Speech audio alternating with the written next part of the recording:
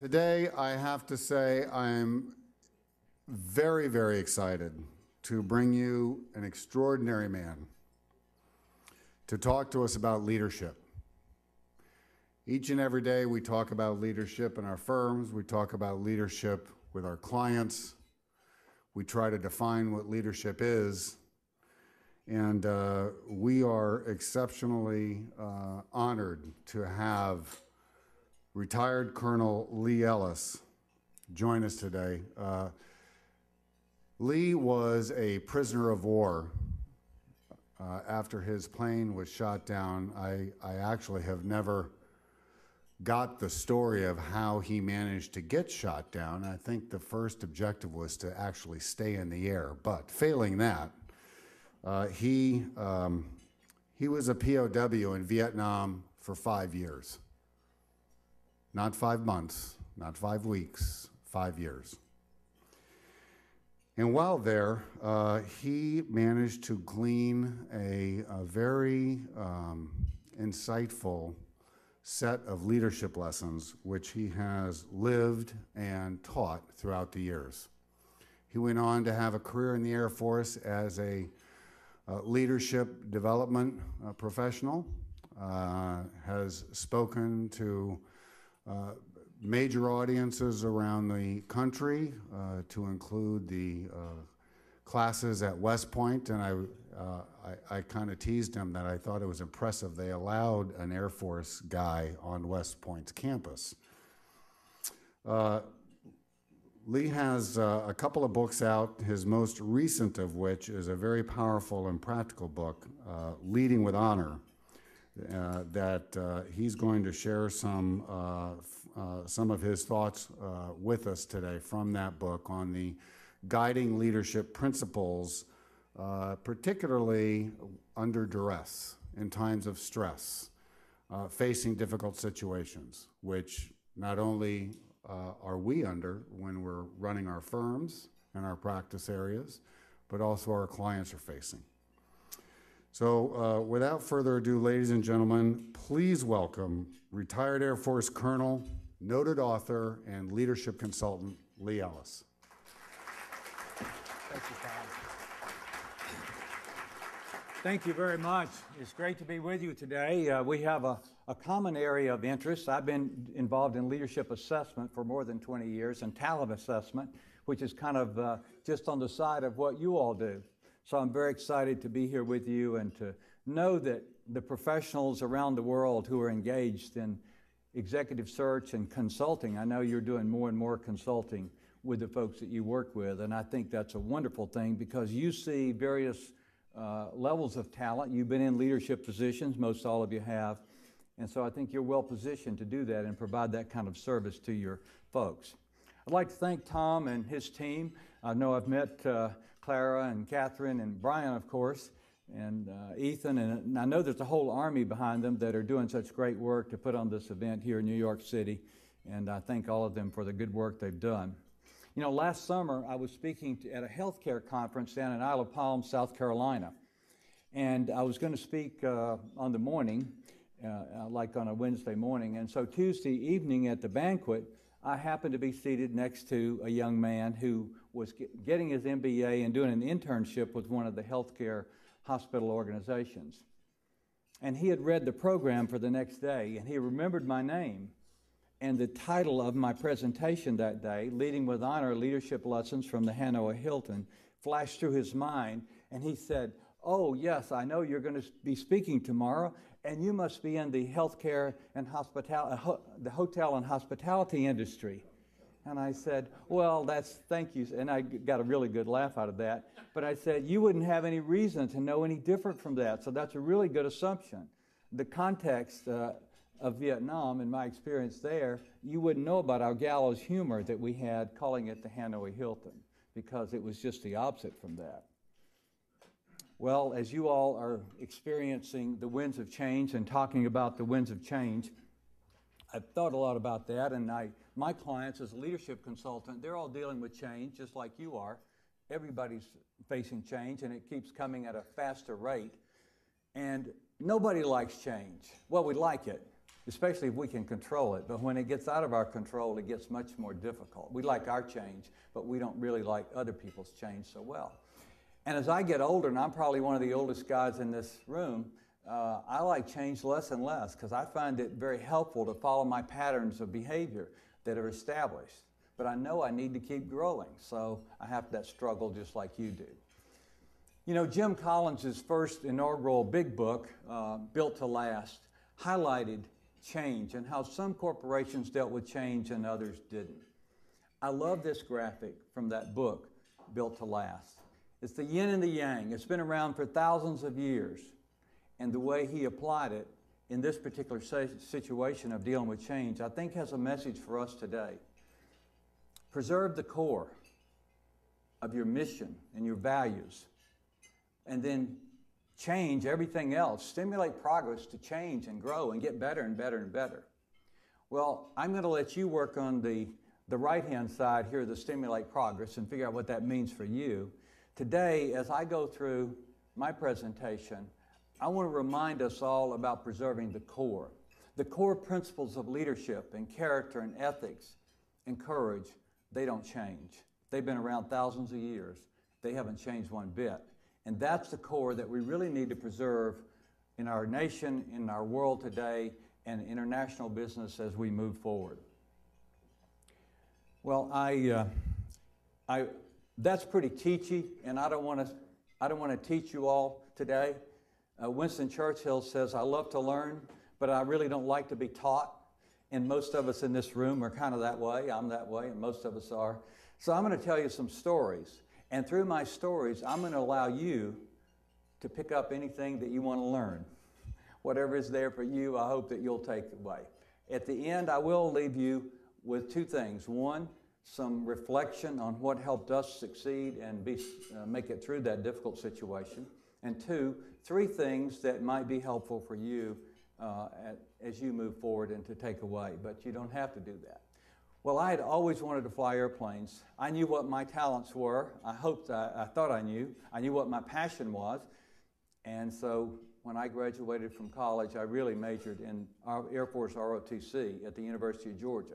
The academy was too far away and too new at that time, the Air Force Academy.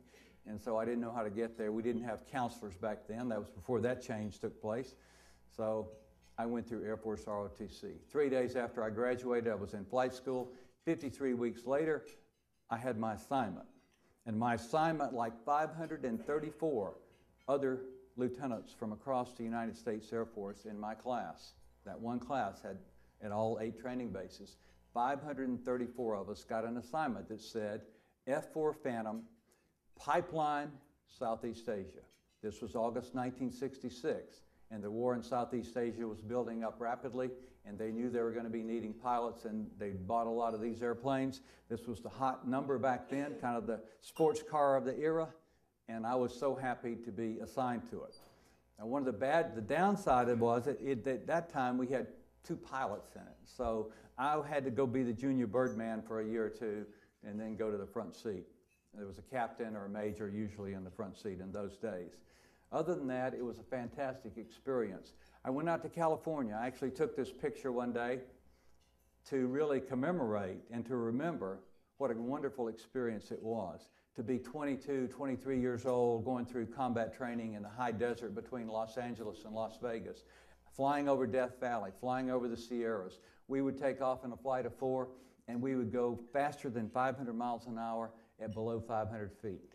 And you get a real sensation of speed when you're down low and you're going fast. It's really going by in a hurry. So it was very exciting for me, but it was all for a purpose because we were headed to war. This was the hero shot that we all took and sent home to our families, girlfriends. I was single when I went to war, which was a real blessing. I was 23 years old here and headed off, already there. And I'm so glad I wasn't married because of, getting married just when you're going to war is not always a good idea. Some of my friends did. Well, we had a rocket attack that night, first night we got in, and the next day we found the revetments where we could get out of the way of the rockets. That was a nice place to go. These were above ground, sandbag-filled places where we could get out of the way of rocket attacks. The Vietnamese communists would sneak in every now and then and lob rockets onto our base. The guy on the right is Doug Condit. Doug was a great guy. We went through training together. We had fun together. He was married, but we hung out a lot together at the flight line and so on. No children.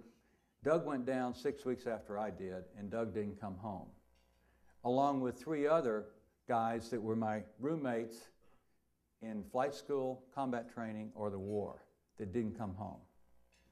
So I'm really one of the lucky ones. When people feel sorry for me, I think, no, there's a lot of people that have suffered a lot more than me. You know, I went through something, but I made it back, and I've had a wonderful life ever since. And so dealing with the realities of war is always hard. It was, and it always has been in every war. And that's one of the things we have to deal with.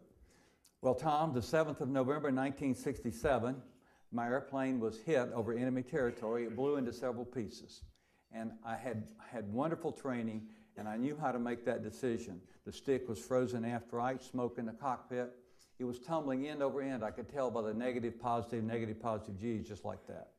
And I knew we were low altitude and flying fast, and that we were going to hit the ground pretty quick. Conclusion, you must eject.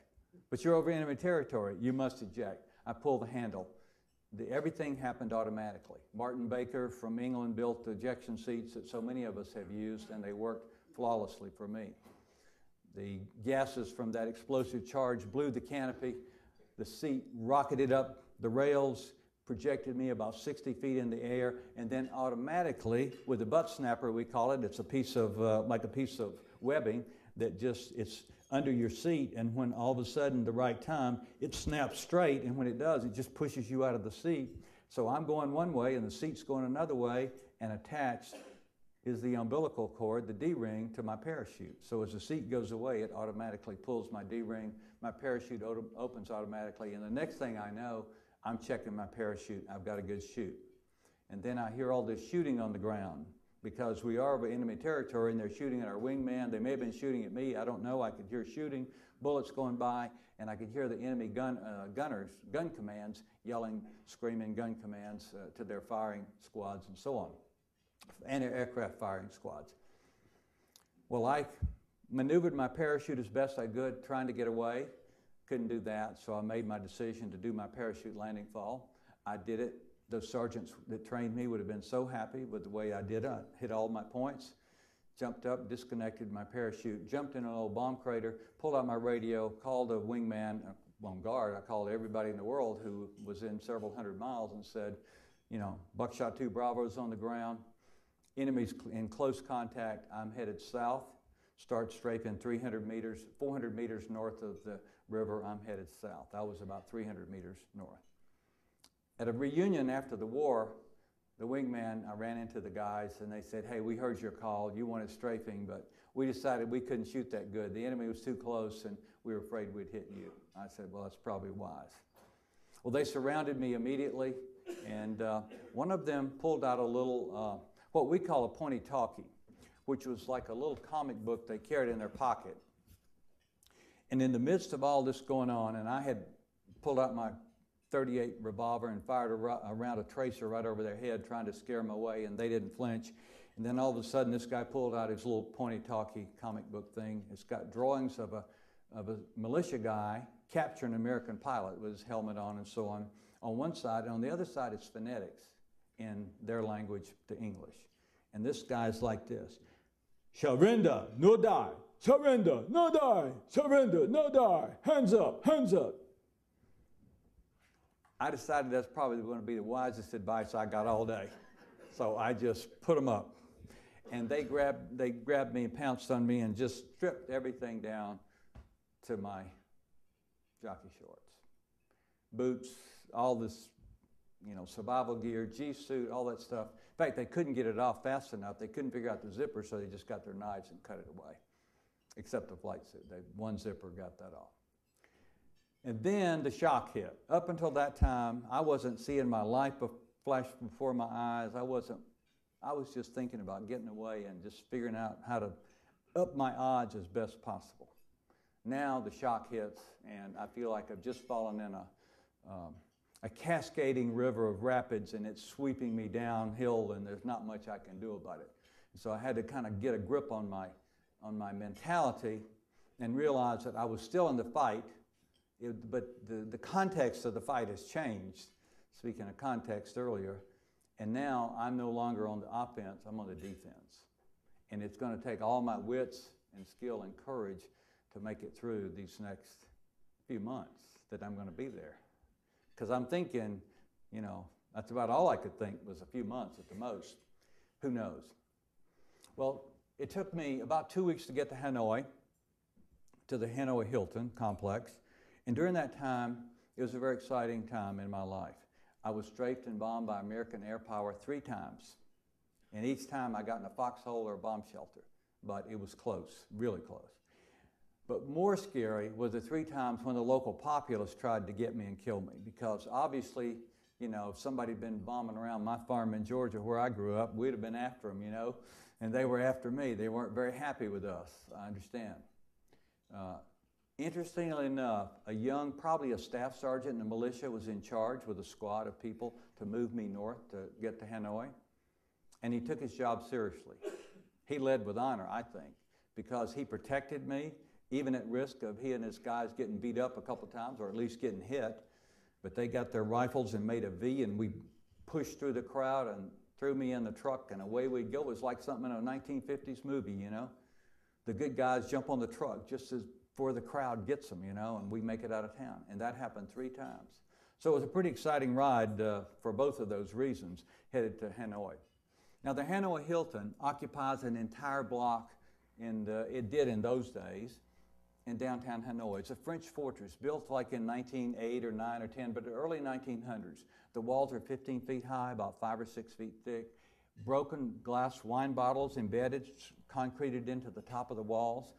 There's electrical, like electrocution wires around the top, and then there's a guard tower at each of the corners with machine guns. So nobody ever escaped from that particular prison. If you go there and see it now, it's a museum and a hotel. It's really there.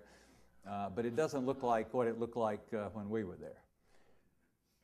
You'll notice up in the top left-hand corner, let's see if I can point with this. Yeah, this area right here was where most all of us were living. This was more of an in-processing area, and at the time, this area we later called Camp Unity was filled with Vietnamese prisoners. Some political prisoners, probably some were, you know, murderers and thieves, I don't know, but they had a workshop over there. It sounded like they were beating on things all day long, every day. Well, we have to name things, so it was some of the guys. Most fighter pilots have gone through Las Vegas. 70% of the guys were Air Force, and about 30% were Navy Marine Corps. This was pretty much all air crews in the Hanoi Hilton complex, because we were the ones shot down and captured over North Vietnam. So it was a very unique group of people, but naming this area Little Vegas was kind of a logical thing for our guys to do. Now, I was put into a 6.5 by 7 foot cell right here, 6.5 by 7 feet. That's 3, 6.5. So, well, from here to the podium is about 6.5 feet. And so imagine that almost square. And that's where I was for the next 9 months. It's about the size of a real small bathroom in a 1955 gas station, you know, or a small home in 1955.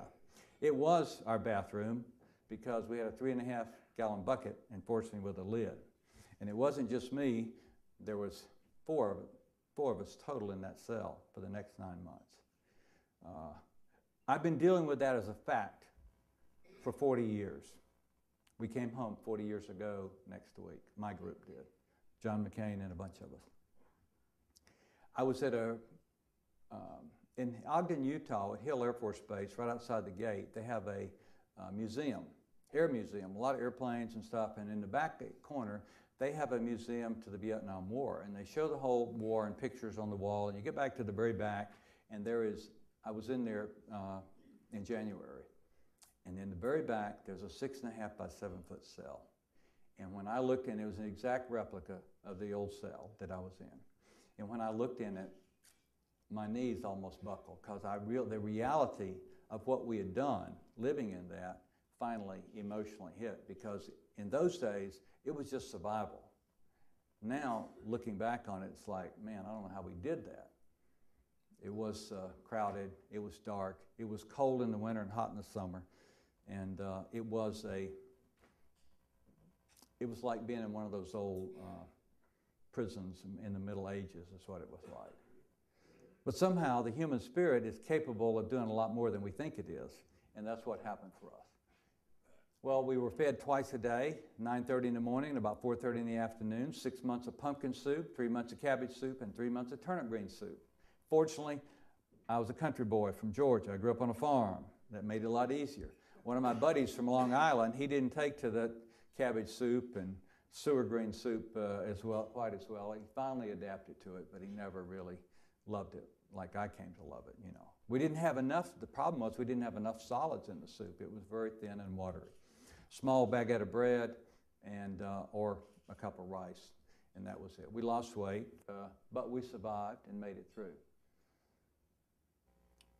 Their goals were to break us, to get military information if they could right away, but mainly what they wanted from us was propaganda. So they tried to indoctrinate us to agree with them, and hopefully they would get our willful cooperation. If they couldn't, they would torture guys for statements, anti-war statements. What they really wanted us to do was to help them with anti-war propaganda against the war. Well, we're military guys. You know, we defended our people at home. You know, many of us had families who were on the streets protesting the war. And we defended that and said, that's the kind of country we are. We can do that. Why can't you do that here in your communist country? But as military guys in uniform, we are committed before we go in as to what we do. And so for us, cooperating was not in our repertoire of skills and our desires. Our goal was to live up to the Code of Conduct. There's 6 articles that talk about our faithfulness to our fellow POWs, to our country, our willingness to take the lead if we're the senior ranking person, and our willingness to follow if we're not the senior ranking person. But basically it's about keeping faith, you know, keeping your commitments. And ultimately we had the all-time best mission, vision, and value statement I've ever seen in 3 words: return with honor. It just captured it all. And it really motivated us, it aligned us for what we had to go through. Now, we had to confront our doubts and fears, and in your handout today, the handout today is the bookmark with the lessons on the back. And you'll see lesson 4 is confront your doubts and fears. As a consultant to executives, one of the most valuable things you can do is help them confront their doubts and fears. I want to say it now. I may swing back to it at the end. Because we all have doubts and fears. Penn State wouldn't have had a problem, and the president would still been president if they had confronted their doubts and fears and done the right thing on the front end. And your job is to encourage them. Well, we had to confront our doubts and fears. Here now it's a communist group that's has a speaker in every wall in every POW cell that's telling us we're going to be tried for war criminals, and threatening us every day. And in fact, we were pulled out and tortured to give them information or to make propaganda for them. Of course, we resisted, and eventually we, in most cases, did something to get them off our back, to let them save face, and then the minute we got them to release the pressure, so to speak, we just fell back to the next line of resistance to deny them what they wanted.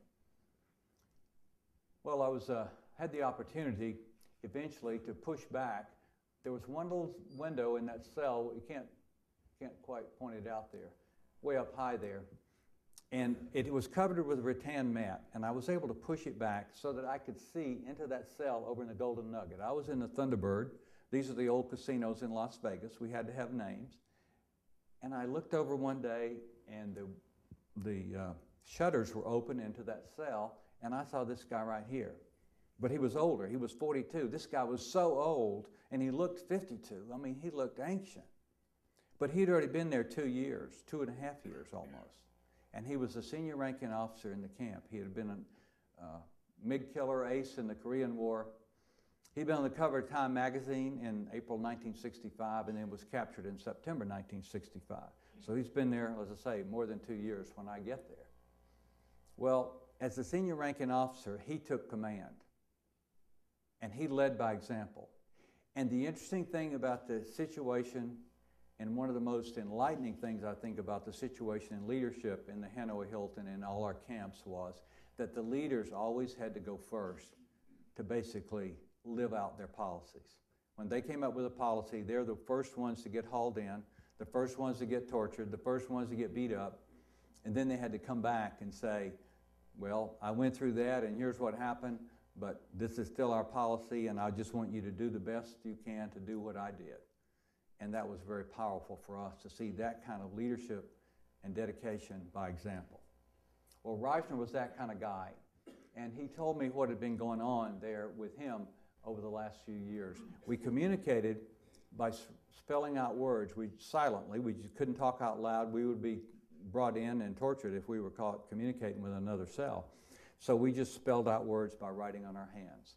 And it was slow, but we got there, and he told me about the torture that he'd gone through in previous years as a senior ranking officer. We called this the ropes of the pretzel. The wrists are tied, the elbows are tied until they touch, which shuts off the circulation, and it's, that's an unnatural act. You can't make unless you're really double jointed, you can't make your elbows touch. Feet are tied or in leg irons, and one guy's pushing and one guy's pulling, and these were professional torturers. These were not the guards, these were not the turnkeys. These were professional torturers. He also told me about he'd just come out of 10 months in a totally black room where he'd had anxiety attacks all the time. Bugs and rats were running around over him, and of course in the dark he couldn't see them, and just the anxiety was driving him crazy. But he made it through. His book is titled The Passing of the Night. His night was 10 months, a long night. But he was an incredibly tough guy, very courageous, but very human. He wasn't superhuman. He was just an inspirational kind of leader. And here's the guidance he gave. And one of the points I want to make, and we had it come up in a conversation last night, is how important culture is. And one of the things that as you assess matching a person to their company, culture can be very important. It's very important for great organizations. Great organizations have a defined culture, different, but their own unique culture. Reisner said, I'm in charge, and here's what I want you to do. And this was his consistent message. Be a good American, live by the code of conduct, take torture to resist the enemy up to the point of permanent mental or physical damage, then resist no more, give as little as possible, get ready to bounce back for another round that's coming, stay united through communication, pray every day, and go home proud. It was so simple, but it was such powerful parameters for building a culture.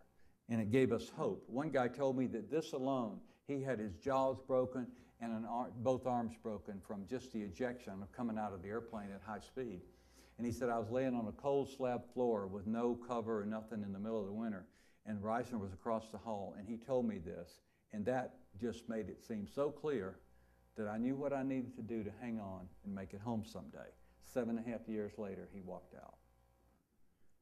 Reisner is still alive. I talked to him about 3 years ago. This picture was taken down in San Antonio at one of our reunions. He's 88 now, but he told me then, he said, Lee, physically I'm doing well, but my mind is shot. And he has real bad Alzheimer's now. He's in a home for that now. But he knew it was going bad then, but he was an inspirational leader. We had other leaders that were inspirational in different ways, and were just as tough as him. But he was the senior guy, and he's the one that we all probably would name first, at least the Air Force guys. Now, the Navy guys are going to name Stockdale or Denton, which is okay, because they were great leaders too. We had to communicate, and one of the guys came up, brought in, actually with him from our survival training, this TAP code. And I just show you this to show you how simple, so you can use something so simple, can be so powerful and innovative. But you go down and then across. So you can't tap Morse code. And one of the guys had heard about this from the World War II camps in Germany. And they said, how did they do Morse code with taps? And he said, no, you're right. I should have mentioned that in class. You can't. You have to. It's a 5x5 matrix.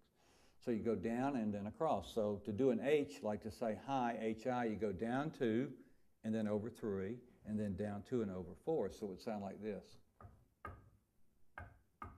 That's the H, and here's the I. Down 2 and over 4. Well, time was both our friend and our enemy, and we had a lot of time, so we had to learn to kill it. So Now, we had shortcuts 30 years before cell phones and texting was ever invented. We had what, WT, when, WN. I mean, on and on and on and on. We had shortcuts. In fact, when the walls, 16 inches, most all the cell walls were 16 inches thick of masonry. So one guy's tapping and one guy's listening on the other side, or maybe you both are tapping and listening, and somebody down the hall is clearing under the door to make sure there's no guards coming. Guards are coming, they just do a bump with their elbow, and everybody goes back to looking stupid again. And it was like a bunch of woodpeckers pecking on the walls all around there. So it was quite fascinating. One of the guys told me, he said, you know, we've done this so much, we've been tapping so long, that some of the guys that are introverted, when they go home and their wife wants to talk, they're going to say, well, hon, why don't you just go on the other side of the wall and we'll just tap for a while. It was amazing what we could do with that. But it was really our lifeline for years, this tapping communication. And also, it was the way we encouraged to get the message through. We supported each other. When somebody had been tortured, you know, we would take great risks to reach out to that person and say, we're with you, we're proud of you. I know, you know, you got to bounce back. I know for me, when I was tortured and I ended up doing something for them, I didn't really do anything. It was all lies. Everything I told them was lies.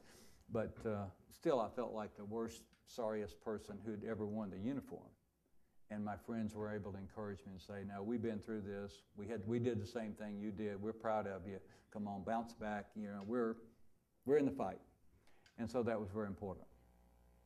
One of the guys, one afternoon, sat down, and in an hour and a half, he came up with a hand code because he could see another cell about 20 yards away. And so it was so fast, we could just spell the words out. You do have to spell them out, so it's not quite as fast as signing, but it was very, very fast. And we could learn that. The alphabet was so simple, you could learn it in a few minutes, and then you could go to work with it. So it was a real breakthrough in communications with this code right here, this hand code. So we use that a lot.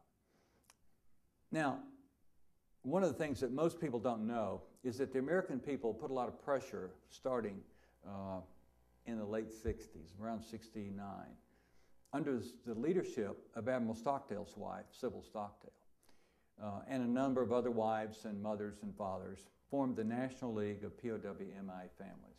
And they started writing letters to Hanoi. Well, first of all, they put pressure on Henry Kissinger and the Secretary of Defense and President Nixon. They met with them, and Sybil Stockdale went eyeball to eyeball with them, and in her nice way said, here's the deal. You've asked us to be quiet about our men, and we have for several years. And we don't know anything more than we did several years ago. We don't think it's working. And we're going to go public. So you have an opportunity to get on the float, or you can be off the float. We'd like you to get on the float. And the government changed its policy and got on the float and started talking about the fact that we weren't getting accountability. We didn't know what kind of treatment. Our guys weren't getting the Red Cross, all those kind of things. They started writing letters to Hanoi, and it made a difference for us. Well, the treatment actually did change. It got better, and we moved back into the Hanoi Hilton, but we were in a large room of 55 guys I was in that had about 25 by 70. This was some of the activity that was going on back home. You know, this is what my parents were doing, speaking around the communities of North Georgia, and bracelets were all over the country. Some of you in this room maybe even had a bracelet growing up. And that made a huge difference because emotionally they were connecting with us in those POW camps, remembering us, praying for us, thinking of us, and that was very powerful. That motivated them to write letters and do things for us. It did make a difference. So all of that did matter. Well, we went back into this cell. I was just mentioning 25 by 70, about 1,800 square feet, 55 guys, egotistical, dominant personalities for the most part, confident. And we lived in that cell for 19 months, and only twice did somebody raise their voice at another person on our team. It was amazing how we were able to work together. It was because of good leadership and good teamwork and a real commitment to work together. John McCain was in Building 2, I was in Building 3. Eventually he moved over to Building 7. They're really rooms, but whoever made this slide called them buildings, but these are rooms over here. Eventually, all the colonels and senior guys, lieutenant colonels, and some few majors got moved over here, And this was like the Pentagon. Man, they were communicating and sending out policies. We had to send stuff all the way around here, and they were working us to death with all their... It kept them sane, you know, but it's like someone said about Churchill. We know we can defeat the Germans, but we don't know if we can survive Churchill. Well, sometimes we felt that way about the colonels and the senior guys over here. We knew we could handle the other part. Well, we bounce back and we bounce back, and resiliency is one of the most important characteristics of leadership. We bounce back many times, and this is release day. We came out in order of shoot down and capture. So John McCain was shot down on October the 27th and captured, and I came back. That's the other guy with the mustache back there. Was shot down November the 7th. So there's 5 guys between us there that came out between us. We flew all the way to the Philippines, and then from the Philippines, after 2 days there, we came back to the States on the same airplane. So it was a good opportunity to kind of get to know him. Those are our going away clothes they gave us the day we were released. When we broke ground on that C-141 coming out of Hanoi, the commotion cut loose, because now it was going to be a reality. All those emotions of holding back, afraid we wouldn't actually get released because we knew how things go in negotiations and so on. But when we got released and broke ground, we commenced to yelling and screaming and stomping the floor in that airplane. It was quite a thing. Back home, we refueled on the way back in Hawaii and back to Montgomery, Alabama, where I'd had my first big dinner there with my mom and dad and my brother and his family, and that was a really good reunion there. Back to the little town of Commerce, Georgia, where they had a parade for me. Most Vietnam vets did not get a welcome home, but the POWs did. We got a great welcome home, and for that I'm ever grateful. It was a big part, I think, of our reintegration. They had a parade, and I was the only one in the parade. In the back of this Cadillac convertible, we just pull up and stop, and I'd talk to people, and I'd talk to some more people. And finally somebody said, "How do you remember everybody's name?" And I said, "Man, I've almost known you people in 6 years. I've been thinking about you guys." And I had. That was one of the way I passed time. One time I spent 2 days remembering everybody in my 8th grade science class and where they sat. It took me 2 days, but I remembered it all. So I really had been thinking about that. My dream of flying was just getting started when I was shot down. So the Air Force offered me the opportunity to go back and get requalified. And fortunately, my love of flying and my skills came back quickly. My love was there, but the skills came back quickly. And I became an instructor pilot and did everything in flying: flight commander, operations officer, chief pilot, and squadron commander, and all that sort of stuff. And then I got into leadership development my last 8 years in the Air Force. So that was great. I enjoyed that. Okay, a couple of reflections. Preparation was crucial. You got to prepare professionally, personally, for whatever it is you're going to do. Preparation makes a huge difference. Leadership always makes a difference. Good leadership or bad leadership, it makes a difference. And so we had fantastic leadership that made a huge difference for us.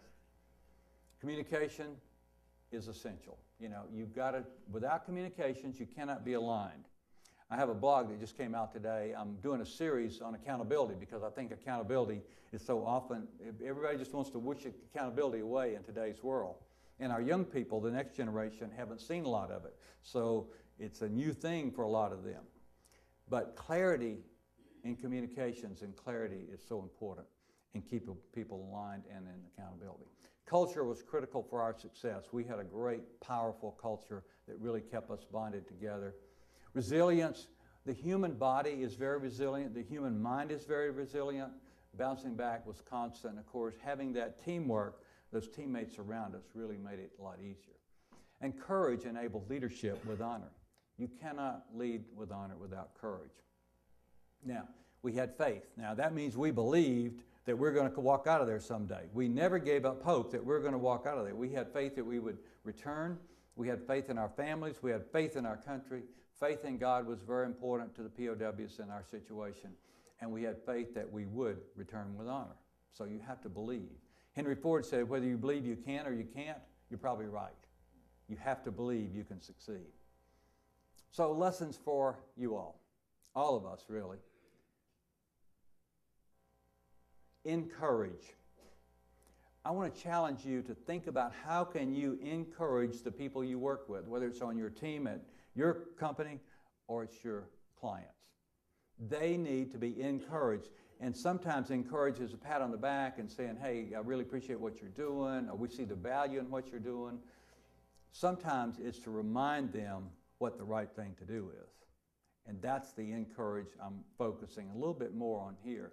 Because when you can give somebody else courage when you remind them what the right thing to do is. Secondly, don't go it alone. Navy SEALs, Special Forces, fighter pilots, we don't like to fight alone. You need somebody there with you to cover you, to watch your back, to encourage you along the way. And thirdly, pay attention to culture. When you're matching people and helping them, executives, into a company, you really need to know the culture of that company, because if you don't get the cultures matched, it won't work. Culture of people, values don't change. If I go into a company that doesn't match my values, it's probably not going to work very well. You can help them out with that. There's one final thing I don't have here that I want to say, and when you think about the winds of change, I think we all need to consciously be aware that the winds of change, the strongest one I see right now blowing in the last few years, is the role of women. The Air Force Academy has just nominated a woman to be its first superintendent. The Air Force has recently, in the last year or so, promoted its first female to 4-star general. The Army has one about 3 or 4 years ago. The role of women is gathering steam. Now, I personally have a lot of clients that are female, women CEOs, CIOs, COOs, and I love working with women because they're less threatened with a coach, somebody coaching them. The ones that I work with are very interested in learning how to be better. So I think be aware of that, and this is the powerful force that I see coming, and I think it's a good one. There was a lot of pressure for centuries they've been holding back, and they're busting loose, and all that talent is coming to play in the workplace, and it's going to make a big difference. So be aware of that, and I'd say let that wind be at your back and not in your face. Don't fight it. Go with it, and it'll be powerful for you. I want to just kind of close out my presentation with this slide right here. In the trailer to The Return of the King, the Lord of the Rings trilogy, says there's no freedom without sacrifice. There's no victory without loss. And there's no glory without suffering. Now, when I was playing football, which I loved in high school, I couldn't wait to the bell would ring at the end of the day and get out there and just go smash somebody, and the coach would say, "Way to go." That was a real thrill for me. But the coach said, "Boys, here's the deal. We got to suffer during the week through all these tough practices so we can celebrate on Friday night." So my life story really supports this right here. This is the way I think life really is. Nothing of value really is very easy. And I want to add one more to that, and this one I want to this is my foot stomper for the day. There's no honor without courage. Our society, our culture in the world today desperately needs people with the courage to do what's right. We know what's right. We know. We were taught at home, at church, and school. We got laws. We got professional ethics. We got common sense and good judgment. We know what the right thing to do is, but so often we just want to let it slide away because it's hard. So here's the tip of coaching for the day. Lean into the pain of your fears to do what you know is right. That's what courage is all about. Lean into the pain of your fears to do what you know is right. You can't go wrong.